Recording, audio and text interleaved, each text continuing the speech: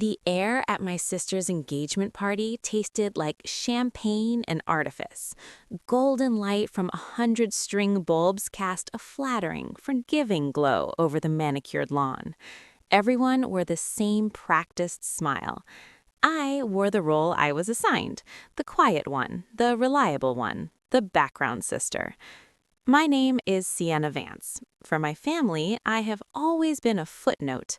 My older sister, Giselle, was the headline, ambitious, charismatic, a force of nature who commandeered every room and conversation. I was the administrative assistant at the county courthouse. At least, that's the label they'd stuck on me a decade ago and never bothered to update. It was a neat, dismissive tag that ended all inquiries. "Oh, Sienna? She works at the courthouse." It was a conversation ender, a way to politely file me away so they could return to the dazzling spectacle of Giselle's life. I'd learned to wear their underestimation like a cloak. I softened my achievements, nodded at their assumptions, and let my light dim in their presence. It was easier than watching their eyes glaze over with disinterest or, worse, flicker with the subtle irritation Giselle got whenever attention strayed from her. The only one who ever saw through the charade was my cousin, Maya. She'd catch my eye across a crowded room and give a slight, knowing nod, a silent ally in a war I'd long stopped fighting. Giselle's engagement to Theo Whitlock was her crowning achievement. Theo was everything her world valued, impeccably tailored, effortlessly wealthy, with a pedigree that whispered old money and power. The party was a stage set for her triumph. I arrived early, as always, and was immediately handed a tray of canapes. "Make yourself useful, Sienna," my mother murmured, already looking past me to where Giselle was making her entrance. I became part of the scenery, refilling glasses and straightening tablecloths, while the guests cooed over the diamond on Giselle's finger. The toasts began. Giselle stood, radiant, clinging to Theo's arm. "Some people," she announced with a theatrical sigh, her voice carrying across the hushed yard, "some people argue billion-dollar mergers." She gazed adoringly at Theo, a senior partner at a formidable corporate firm. "And some people," her eyes swept the crowd and landed on me with a pitying smile, "answer phones and file paperwork at the courthouse. Right, Sienna?" A ripple of polite, complicit laughter followed. A glass was tapped in mock sympathy. A familiar hot shame burned behind my sternum, but my face remained a placid mask. Just breathe, it's almost over. But then Theo turned. He hadn't laughed. His gaze, sharp and analytical, settled on me. It was the look he probably gave a complex contract, searching for the clause that didn't fit. "Sienna," he said, his voice cutting through the residual chuckles. "Forgive me, your sister's been a bit vague. What is it you actually do at the courthouse?" The yard fell into a sudden, profound quiet. The script had been abandoned. All eyes swung to me. My parents, curious, Giselle's suddenly wary, the guests politely expectant. For a lifetime of a second, I hesitated. I could give the old easy answer. I could shrink back into the shadows and let the party go on. I saw my mother's tight smile, my father's distracted glance toward the bar. I saw Giselle's jaw tighten, a silent warning to not make a scene. But in that pause, I felt the weight of every dismissed idea, every interrupted sentence, every achievement I'd hidden so as not to outshine my sister's manufactured glow. The heat in my chest didn't dissolve into shame this time. It crystallized into something cold and clear. I didn't offer an explanation. I didn't defend myself. I simply met Theo's interrogating stare and said one word: Chancellor. The title landed not with a bang, but with the quiet, final weight of a gavel dropping. The shattered facade. The silence that followed was absolute, as if the very air had been sucked from the garden. A chancellor, not a clerk, not an assistant, a judge who presided over the high-stakes, complex commercial court where fortunes and corporate futures were decided. My mother's champagne flute slipped from her fingers, shattering on the flagstones. The sound was violently loud in the stillness. Giselle's perfect smile fractured. "What?" she breathed, the word more of a puff of air than sound. Theo didn't look at her. He was still staring at me, and in his eyes, the puzzle pieces were slamming together. Vance. Chancellor Sienna Vance. He took a half step back, a gesture of unconscious respect, or reassessment. You presided over the Sterling Grant appeal. You ruled on the maritime liability case I'd argued last fall. I gave a single, slight nod. The Atlas King dispute. You argued well. Your client's case was weak on precedent, but you were creative. Theo ran a hand through his perfectly styled hair, a rare show of discomposure. I stood before you for 3 days. I never made the connection. Giselle always just said, "My sister at the courthouse." "Because that's what she chose to hear," I said, my voice steady. I stopped correcting her years ago. The focus of the entire party had irrevocably shifted. The spotlight, Giselle's birthright, was now glaring on the sister she'd cast as a stagehand. I saw the calculations flitting behind my parents' eyes, the social capital of having a daughter who was a chancellor, the years of belittlement they'd have to mentally rewrite. 3 years? My father finally croaked. "You've been a chancellor for 3 years? Why didn't you tell us?" "I tried, Dad." The first hint of emotion, a weary sadness seeping into my tone. "When I was appointed, you said, 'That's nice, dear,' and asked if I could pass the potatoes. Giselle was talking about her promotion to junior VP that week. The conversation moved on. Giselle found her voice, and it was shrill with panic and fury. "This is a lie. You're doing this to humiliate me on my night." She turned to Theo, clutching his arm. "She's jealous. She's always been jealous." Theo gently, firmly extracted his arm from her grip. His face was grave.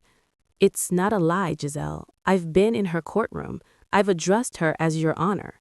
He looked at her, and for the first time, it seemed he was truly seeing her. "You mocked your own sister for being just admin. You let me believe it. Who does that?" The question hung in the air, more damning than any accusation I could have made. The party didn't end then, but it died.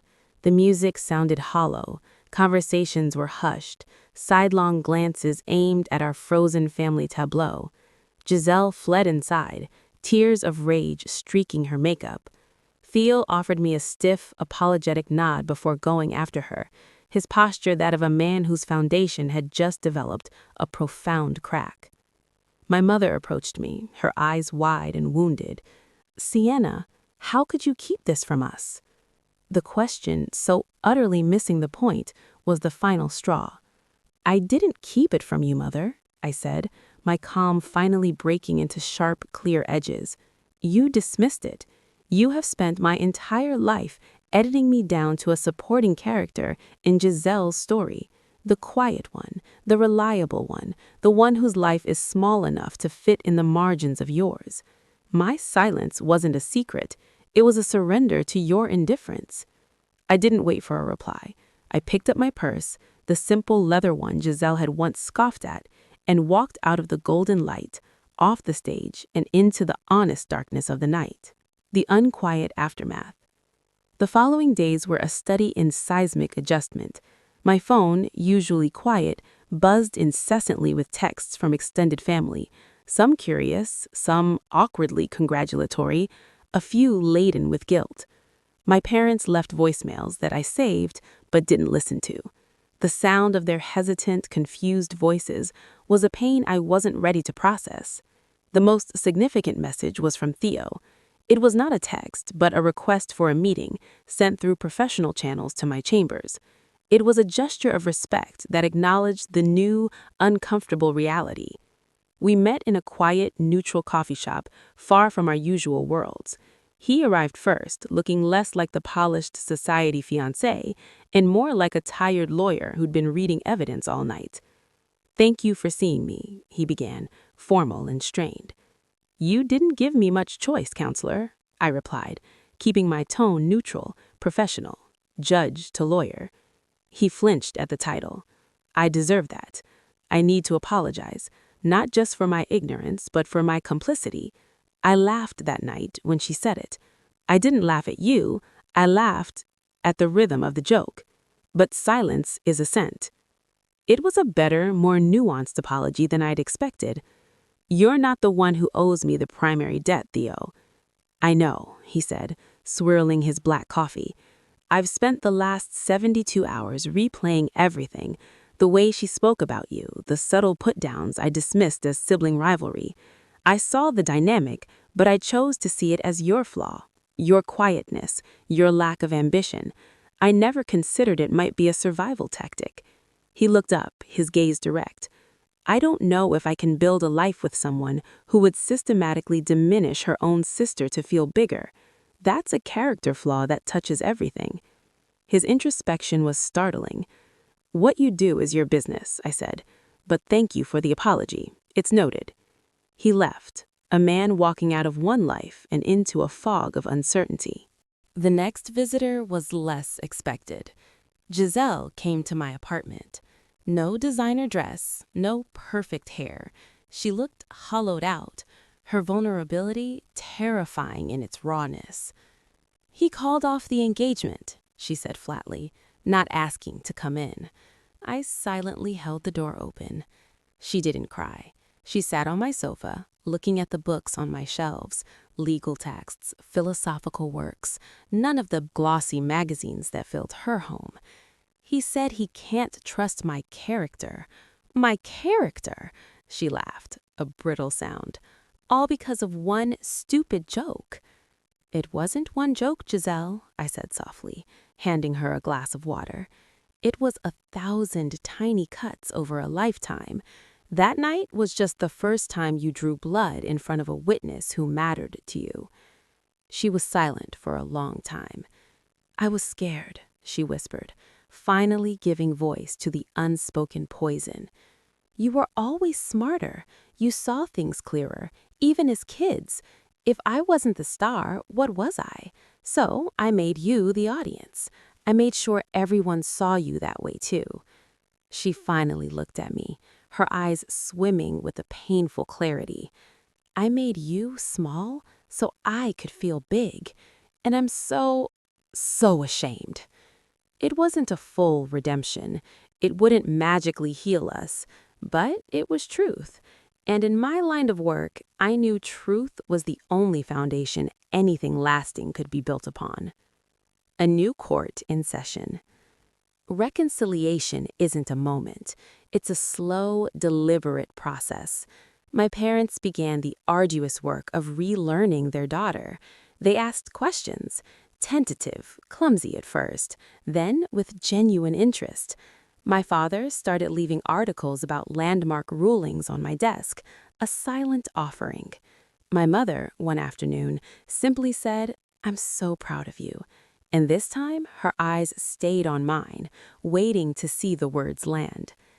Giselle and I are in a fragile detente. We meet for coffee. We talk about work. Really talk.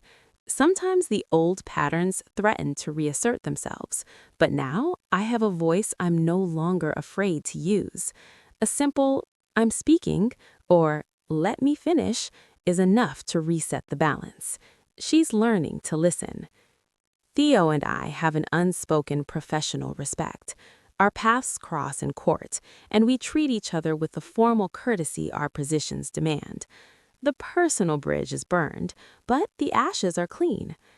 I hosted a dinner at my apartment a month later. Not a grand party, just family. I cooked. Maya was there, grinning the whole time. When Giselle tried to jump in and help by criticizing my knife technique, I simply handed her a glass of wine and guided her to a chair. "Guest of honor," I said. "Sit." And she did. As we sat around my table, the ebb and flow of conversation. I spoke about a difficult case. My father listened, asked a follow-up question. My mother laughed at a story from my chambers. Giselle added a comment, and for once, it didn't try to eclipse the conversation. It just contributed. I looked around the table. The labels were gone. The hierarchy had dissolved. I was no longer the quiet one, the background sister. I was Sienna, daughter, sister, Chancellor. The silence I once wore as armor had been replaced by a voice that commanded respect. Not because I raised it, but because I finally valued it myself. I learned that sometimes the most powerful statement isn't a loud argument, but a single truthful word spoken at the exact moment the world is finally ready to hear it.